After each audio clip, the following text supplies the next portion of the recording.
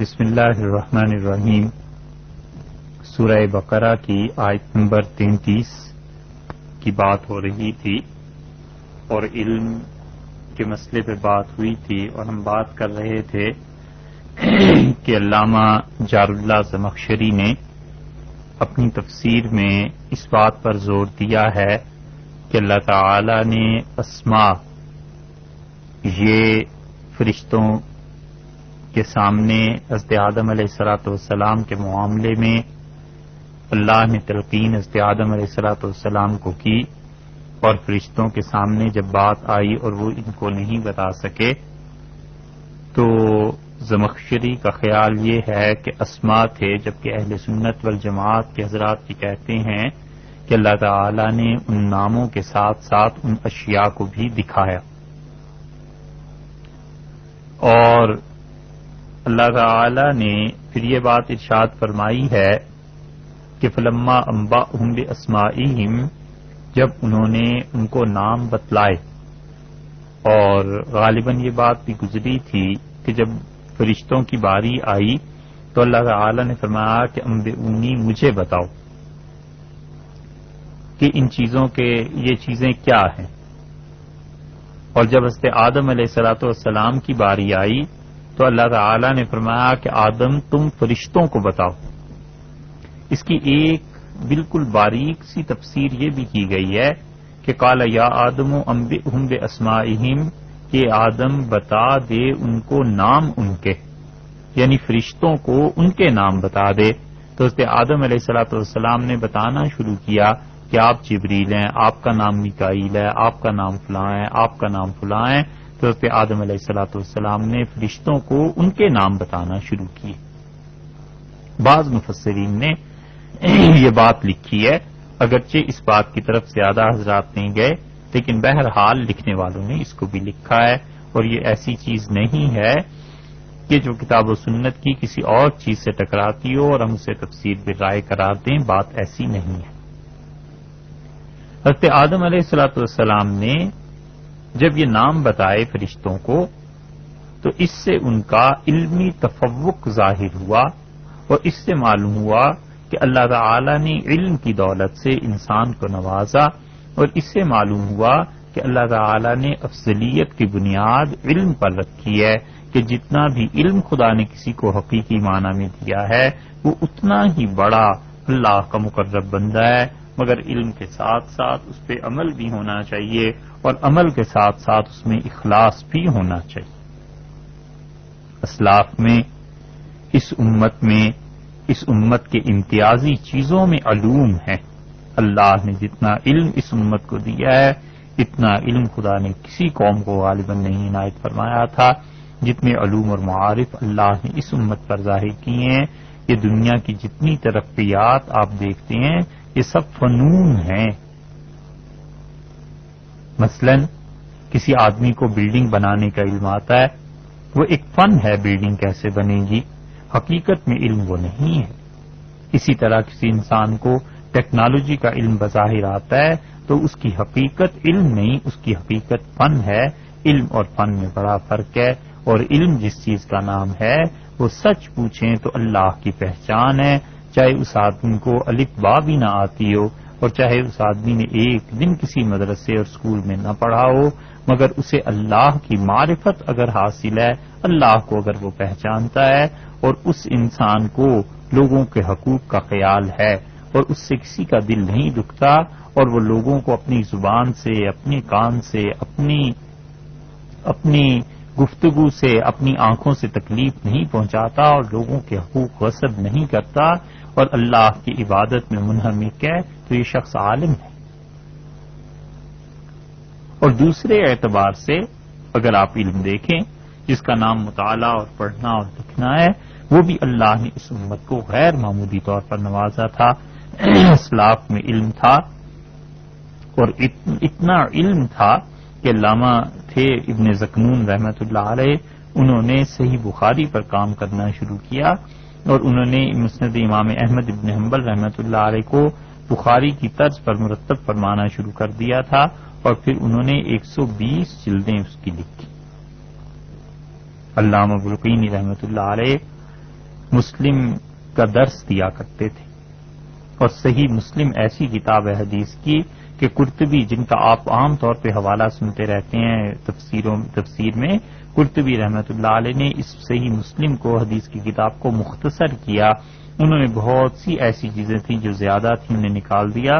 تو یہ بلقینی رحمت اللہ علیہ اس مختصر کا درس دیا کرتے تھے. اور صبح سے لے کے لوگوں نے لکھا ہے کہ فجر کے بعد وہ بیٹھتے تھے ایک حدیث لے کے پڑھانے کے لیے، اور ظہر تک اذان ہو جاتی تھی اور وہ ایک ہی حدیث کو بیان کرتے رہتے تھے کہ اس حدیث میں کیا کیا چیزیں آئی ہیں. اتنا علم اللہ نے انہیں دیا تھا. علامہ بلقینی، جن کا ذکر ہم کر رہے ہیں، انہوں نے صحیح بخاری کی شرح لکھنی شروع کی، اور انہوں نے اپنے دوستوں سے، اپنے شاگردوں سے کہا کہ اب میرے اوقات میں اتنی گنجائش نہیں ہے ملاقات کی، کیونکہ میں صحیح بخاری کی کچھ شرح لکھ رہا ہوں. تو صرف 20 احادیث انہوں نے لکھی ہیں، اور وہ بھی 2 جلدوں میں جا کے کہیں پوری ہوئی. اتنا علم اللہ نے اس امت کو دیا تھا. یہ ایسے ہی باتیں نہیں ہیں، خدا نے ہر طرح سے اس امت کو نوازا تھا. یہ الگ بات ہے کہ ہمارا دور ایسا آ گیا ہے کہ علم سے لوگوں نے جان چھڑا لی ہے، لیکن در حقیقت فضیلت جو ہے وہ علم سے حاصل ہوتی ہے.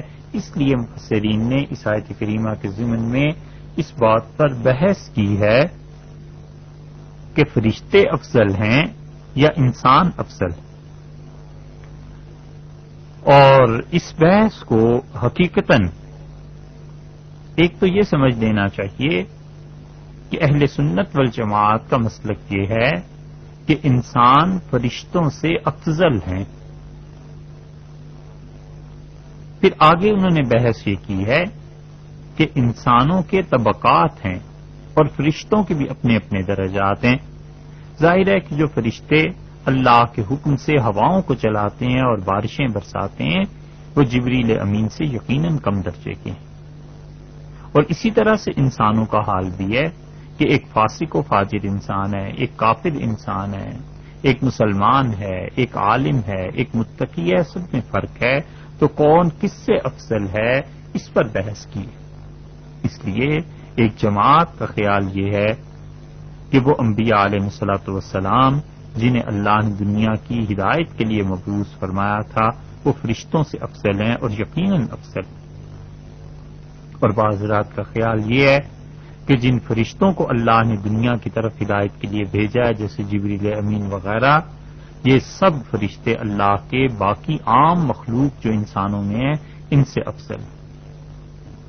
اور اسی طرح کچھ لوگوں نے جو فرشتوں کو افضل قرار دیا ہے انہوں نے قرآن سے بھی دلیل لی ہے، اور قرآن پاک میں آیا ہے، اللہ نے فرمایا ہے فرشتوں کے متعلق عباد مکرمون، یہ ہمارے بڑے عزت والے بندے، لا یسبقونہ بالقول، اور اللہ کی بات کے مقابلے میں کوئی بات نہیں کہتے، وہم بامرہ یعملون، اور اللہ کے حکم کے مطابق کام کرتے ہیں. ایک جگہ اللہ تعالی نے انہی فرشتوں کے بارے میں فرمایا ہے کہ لا یعصون اللہ ما امرہم، جو اللہ نے انہیں حکم دیا ہے کبھی اس حکم کے خلاف یہ فرشتے نہیں کرتے. وَيَفْعَلُونَ مَا يُؤْمَرُونَ، اور وہ فعل کرتے ہیں جس کا امر، جس کا حکم نہیں ملتا. ایک جگہ حضرت عیسیٰ علیہ السلام کا تذکرہ کرتے ہوئے اللہ تعالی نے فرمایا کہ لن یستنکف المسیح، حضرت عیسیٰ علیہ السلام کو کبھی یہ عار محسوس نہیں ہوئی. انہیں کبھی اس بات سے اس کی تفسیر کریں تو یہ بنے گی کہ شرمندگی محسوس نہیں ہوئی کہیں یکون عبد للہ، کہ وہ اللہ کے بندے بن کر رہیں. وللملائکۃ المقربون، اور اللہ کے جو پاک قریبی فرشتے ہیں انہوں نے بھی کبھی اپنی ہتک نہیں محسوس کی، عار نہیں محسوس کی کہ خدا کی بندگی اور عبادت میں لگے رہیں. تو جن لوگوں نے فرشتوں کے افضل ہونے پہ دلیل دی ہے انہوں نے بھی قرآن پاک سے دلیل دی. وہ کہتے ہیں کہ اللہ تعالیٰ نے مسیح علیہ السلام کا اور فرشتوں کا اکٹھا تذکرہ فرمایا ہے، اس لیے اللہ کے یہ فرشتے عام لوگوں سے افضل ہیں.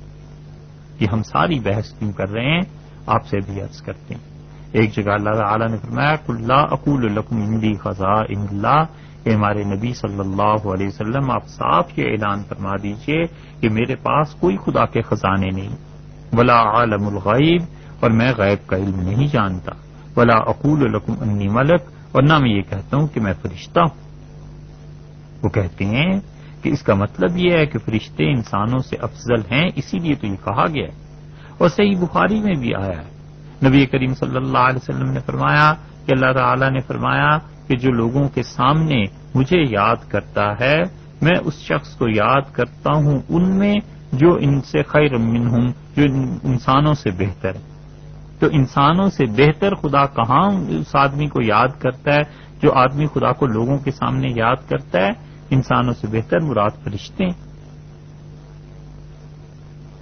تو اس لیے امام قرطبی رحمت اللہ علیہ کا بظاہر کسی حد تک رجحان ایسا محسوس ہوتا ہے، لیکن ان کے مقابلے میں جو لوگ انسانوں کی افضلیت کے قائل ہیں وہ کہتے ہیں کہ اللہ تعالیٰ نے قرآن میں یہ کہا ہے کہ ان الذین آمنوا وعملوا الصالحات، جو لوگ ایمان لائے انہوں نے نیک اعمال کیے، اولئک هم خیر البریہ، وہ اللہ کی مخلوق میں سب سے اچھے۔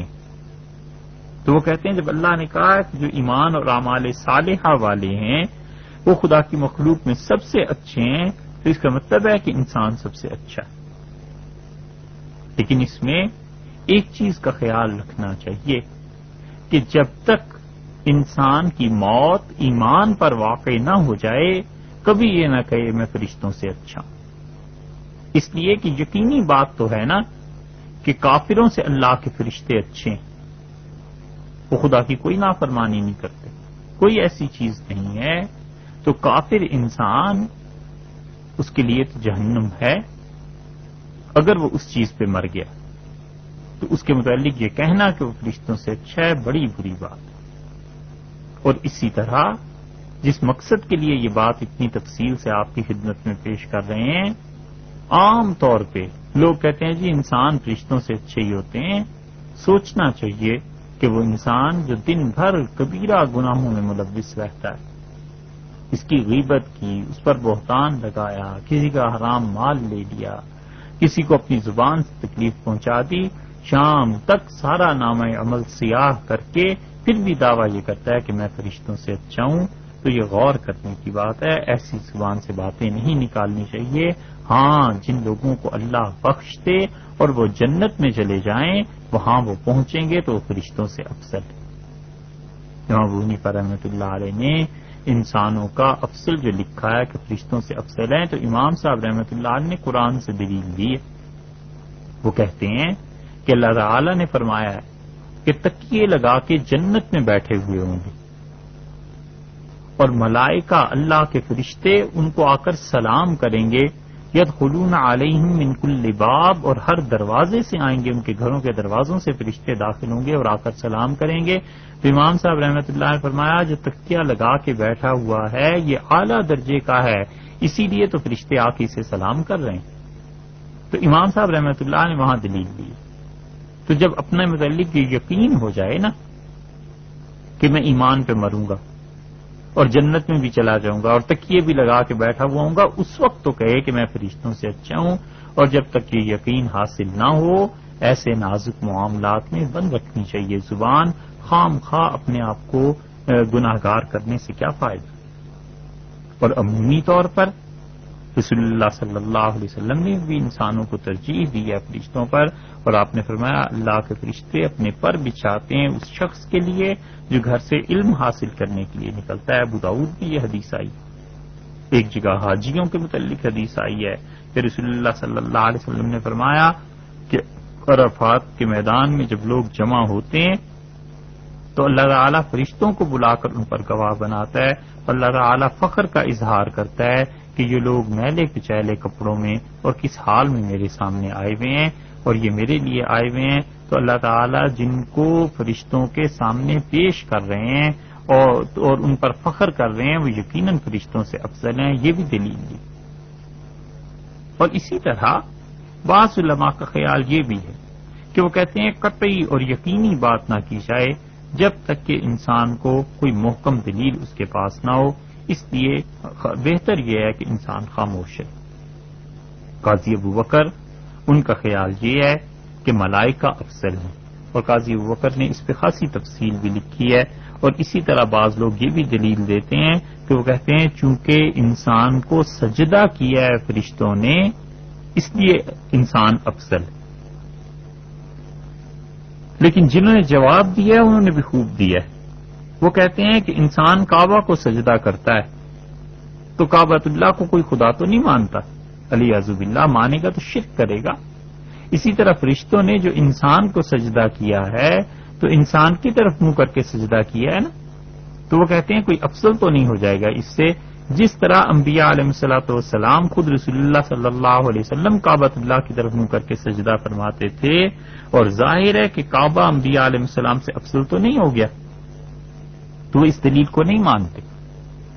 اسی لیے بیضاوی رحمت اللہ علیہ نے اسی آیت کی شرح میں لکھا ہے، اور وہ کہتے ہیں کہ حضرت آدم علیہ الصلوۃ والسلام ان فرشتوں سے افضل تھے جو فرشتے ان کے سامنے پیش کیے گئے تھے، اور پھر وہ اسی طرح کہتے ہیں کہ سارے کے سارے انبیاء کرام علیہ الصلوۃ والسلام وہ افضل ہیں فرشتوں سے. اور انہوں نے دلیل اس کی یہ دی ہے کہ لأنہ عالم منہم، اس لیے کہ حضرت آدم علیہ الصلوۃ والسلام کا علم زیادہ تھا، اور جس کا علم زیادہ ہے وہ افضل ہے. اس آیت کی تفسیر میں بیضاوی تو یہی لکھتے ہیں، لیکن عجیب بات ہے کہ جب وہ 30ویں پارے میں پہنچے ہیں بیضاوی تو وہاں وہ یہ کہتے ہیں، ان کے کلام سے بظاہر یہ معلوم ہوتا ہے کہ وہاں وہ فرشتوں کو افضل قرار دے رہے ہیں، اور فرشتوں کو افضل کہنا یہ معتزلہ کا خیال تھا، اور معتزلہ کا اہل سنت سے جو اختلاف ہے وہ آپ کچھ دن پہلے کچھ نشستوں میں سن ہی رہے ہیں. اور اسی طرف قاضی ابوبکر باقلانی بھی گئے ہیں اور حلیمی بھی، اور جنہوں نے ان کی پیروی کی ہے اہل سنت میں سے، وہ سب کے سب فرشتوں کو افضل کہتے ہیں. لیکن ابوبکر باقلانی اور حلیمی رحمت اللہ علیہما بڑے آدمی تھے، بہت بڑے آدمی تھے، اس کے باوجود انہوں نے یہ جو کچھ لکھا ہے یہ غلط، یہ بات نہیں ہے. اہل سنت والجماعت کا مسلک یہ ہے کہ اللہ کے خاص بندے اللہ کے خاص فرشتوں سے افضل ہیں، اور اللہ کے عام بندے عام فرشتوں سے افضل ہیں، اور انہوں نے اس کو تفصیل سے لکھا ہے. بیضاوی رحمت اللہ نے دونوں جو چیزیں لکھی ہیں نا، ان دونوں چیزوں میں تضاد پایا جاتا ہے، لیکن بہرحال اس آیت کریمہ کی تفسیر میں انہوں نے یہی لکھا ہے. اور بیضاوی کی شرح میں کونوی نے جو حاشیہ لکھا ہے انہوں نے اس مسئلے پر بحث کی ہے، اور انہوں نے چلتے چلتے ایک جملہ لکھا ہے جو آپ کو سنانا ہے، اور اس کی تشریح پھر کبھی ہوئی زندگی رہی بات چیت رہی تو پھر کریں گے. انہوں نے لکھا ہے لأن من علوم النبی صلی اللہ علیہ وسلم علم اللوح والقلم، اور رسول اللہ صلی اللہ علیہ وسلم کا علم لوح و قلم ان کے علم میں سے تھے. یہ انہوں نے لکھا ہے رسول اللہ صلی اللہ علیہ وسلم کا علم بیان کرنے میں کہ حضرت صلی اللہ علیہ وسلم کو اللہ تعالی نے کتنے علم سے نوازا تھا. اور اسی پر امام کونوی رحمت اللہ علیہ کے بعد اگر آپ دیکھنا چاہیں تو مظہری نے بھی لکھا ہے، اور انہوں نے حضرت مجدد الفسانی رحمت اللہ علیہ کے مکتوبات سے نقل کیا ہے کہ حضرت مجدد رحمت اللہ علیہ فرماتے ہیں کہ فرشتوں کی جو ولایت ہے وہ انبیاء علیہ الصلوۃ والسلام کی ولایت سے زیادہ ہے، اور انبیاء علیہ الصلوۃ والسلام کو ان کی نبوت کی وجہ سے فرشتوں پر افضلیت حاصل ہے.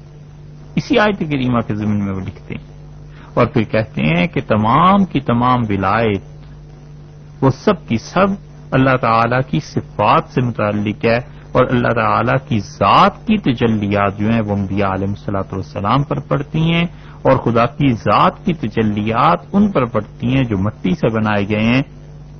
اور فرشتوں میں چونکہ مٹی نہیں ہے اس لیے اللہ تعالی کی ذات کی تجلیات ان پر نہیں پڑتی. اور پھر خاصی تفصیل کے ساتھ بحث کرنے کے بعد مسلک ان کا بھی وہی ہے جو اہل سنت والجماعت کا ہے. پھر شیخ شہاب الدین سروردی رحمۃ اللہ علیہ کی باتیں بھی انہوں نے نقل کی ہیں، اور شیخ شہاب الدین سروردی رحمۃ اللہ علیہ نے عوارف المعارف میں جو کچھ لکھا ہے وہ بھی انہوں نے نقل کیا ہے. اور ان ساری باتوں میں یہ خیال کرنا چاہیے کہ جو مسلک حق ہے وہ یہی ہے کہ انسان فرشتوں سے افضل قرار دیے گئے ہیں، مگر اپنے آپ کو کوئی آدمی فرشتوں سے بہتر کہے حتیٰ کہ سمجھے نہیں، ایسے کرنا چاہیے.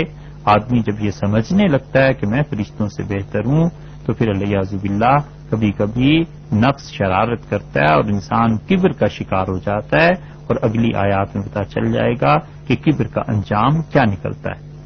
حضرت جعفر صادق رحمۃ اللہ علیہ جو اہل بیت کرام میں سے تھے اور رسول اللہ صلی اللہ علیہ وسلم کا نبوت کا علم ان کے گھرانے میں پشت در پشت چلا آتا تھا، حضرت جعفر صادق رحمۃ اللہ نے نماز شروع کی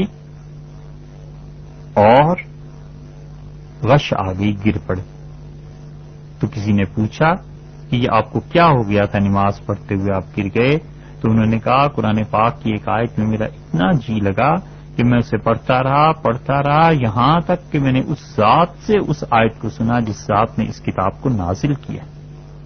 آپ اندازہ لگا سکتے ہیں کہ اللہ کا قرب اللہ کے بعض بندوں کا کتنا حاصل ہو جاتا ہے، مگر یہ سب اپنے اپنے مقام کی بات ہے۔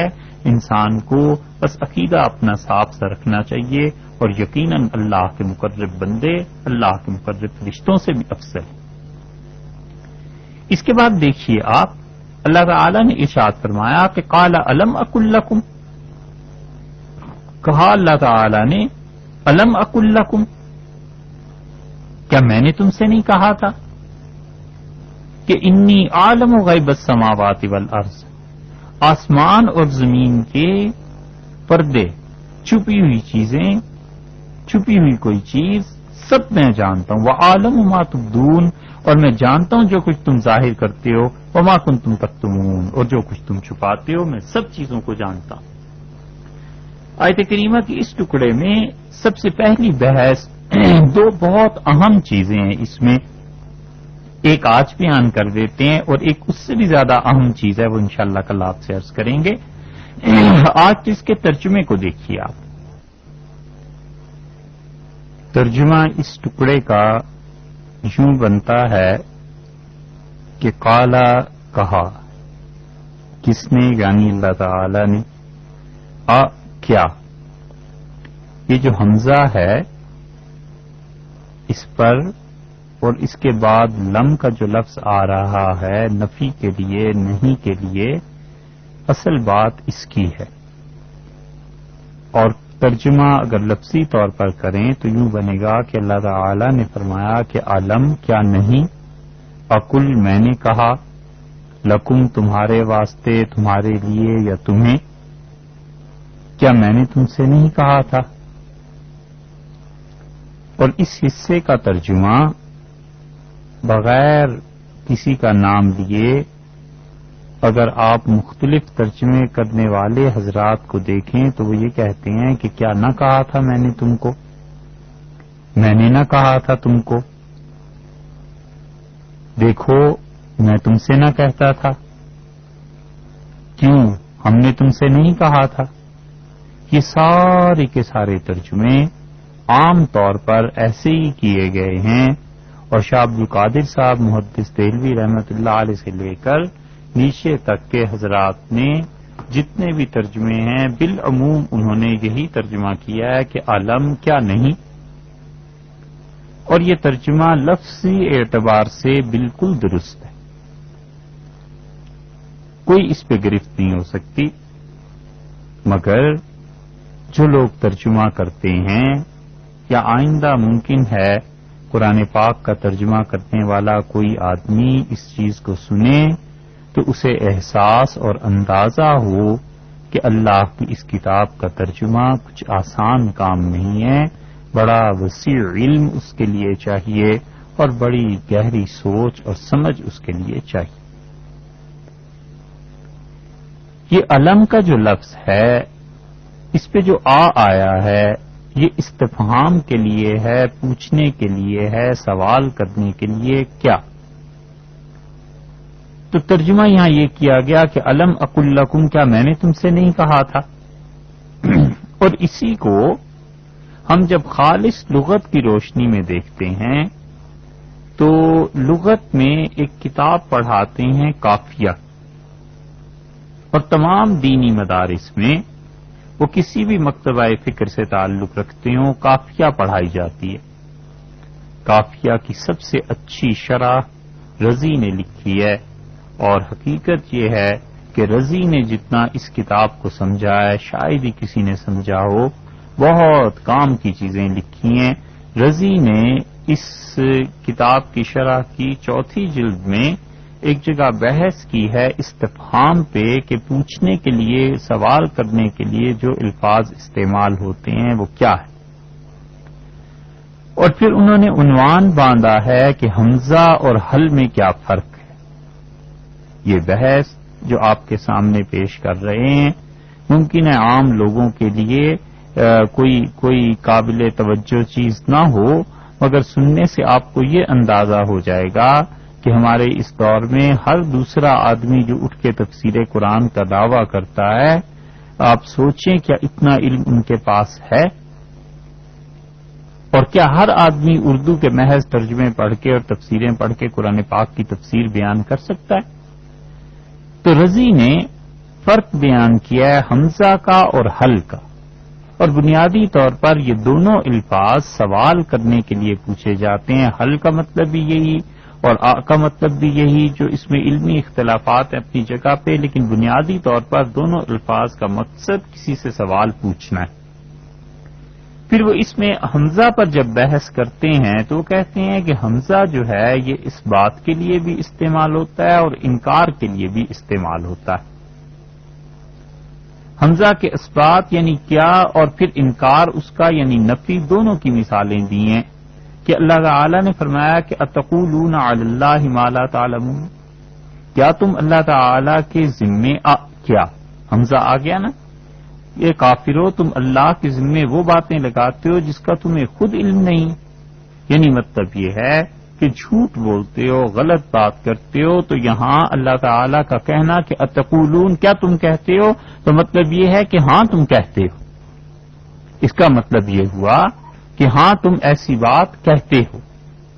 اور اس کے اسباب کے بعد اس کی نفی پر انہوں نے بحث کی ہے، اور وہ کہتے ہیں کہ حمزہ جو ہے جب کسی طرح جب آتا ہے یہ نفی کے لیے بھی آتا ہے، تو اللہ تعالی جو نفی کر رہے ہوتے ہیں یہ نفی کی نفی ہوتی ہے، اور سب جانتے ہیں کہ نفی کی نفی اسباب کے معنی میں آتی ہے. الجبرا آپ نے پڑھا ہوگا، مائنس کے مائنس کرنا وہ کیا آ جاتا ہے، جمع آ جاتا ہے نا. اسی طرح ایک چیز ہے منفی، اس کو اور نفی کرنا تو وہ اسباب کے معنی میں آ جاتا ہے. اور پھر رضی نے اس کی مثالیں دی ہیں. وہ کہتے ہیں کہ اللہ تعالی نے فرمایا ہے کہ الم نشرح، کیا نہیں کھول دیا ہم نے آپ کا سینہ، تو اس کا مطلب یہ ہوا کہ ہم نے آپ کا سینہ کھول دیا. دوسری مثال دی ہے کہ الم یجد کا، کیا ہم نے کیا ایسے نہیں ہے کہ یجد کا یتیمن، آپ کو ہم نے پایا یتیم، کیا ایسے نہیں؟ تو وہ کہتے ہیں اس کا مطلب یہ ہو گیا کہ ہم نے آپ کو یتیم پایا، نفی کی نفی ہو گئی. الیس ذالک بقادر، کیا اللہ اس بات پر قدرت نہیں رکھتا؟ اب اس نفی کی آپ نفی کر دیں یعنی اللہ قدرت رکھتا ہے. قرآن پاک میں آیا نا، الیس ذالک بقادر، کیا اللہ اس بات کی قدرت نہیں رکھتا؟ اب کوئی کہہ دے آگے سے کہ ہاں نہیں رکھتا تو الیاذ باللہ یہ کفر ہو گیا نا. تو مومن انسان کہتا ہے کہ کیوں نہیں رکھتا، اللہ تعالیٰ یقیناً قدرت رکھتے ہیں. الیس ذالک بقادر، کیا اللہ اس بات پر قادر نہیں ہے کہ مردوں کو زندہ کر دے؟ اسی قاعدے کے تحت اب یہاں بھی اس کا ترجمہ دیکھ لیجئے کہ الم اقل لکم، کیا میں نے تم سے نہیں کہا تھا؟ تو یہ بات تو ہو گئی فرشتوں کے متعلق کہ الم اقل لکم، کیا میں نے تم سے نہیں کہا تھا؟ تو پھر اس کا ترجمہ یوں بھی کیا جا سکتا ہے کہ میں نے تم سے کہا تھا. علم، کیا نہیں ایسے؟ تو اللہ تعالی کی حاکمیت، اس کا جلال، اس کا روب دیکھیے. اور حقیقت بھی یہی ہے کہ حق تعالی شانہ نے جو کچھ ارشاد فرمایا ہے وہ سب سچ اور برحق ہے. تو فرمایا الم اقل لکم، کیا میں نے تم سے نہیں کہا تھا؟ تو اس کا جواب یہی عرض کیا جا سکتا ہے کہ اللہ یقیناً آپ نے کہا تھا. تو نفی کا صیغہ آ گیا تھا، اس نفی کی آگے سے نفی کر دی جواب میں، تو حاصل اس کا اسباب نکلا. تو پھر ترجمہ یوں بنا کہ قال الم اقل لکم، کیا میں نے تم سے نہیں کہا تھا. تو ترجمہ اس طرح جی بھی جو عام طور پہ مفسرین نے کیا، اور دوسری طرح بھی کہ الم اقل لکم، میں نے تم سے کہا تھا انی اعلم غیب السماوات والارض، میں جانتا ہوں چھپی ہوئی چیزیں آسمانوں کی اور زمین کی سب کی سب. ایک تو اس آیت کریمہ میں یہ مسئلہ تھا. اس کے ترجمے کا بہت اہم چیز اور اس سے بھی زیادہ اہم تر چیز اس آیت کریمہ کا اگلا ٹکڑا ہے، وہ انشاءاللہ کل آپ سے عرض کریں گے. السلام علیکم ورحمۃ اللہ وبرکاتہ.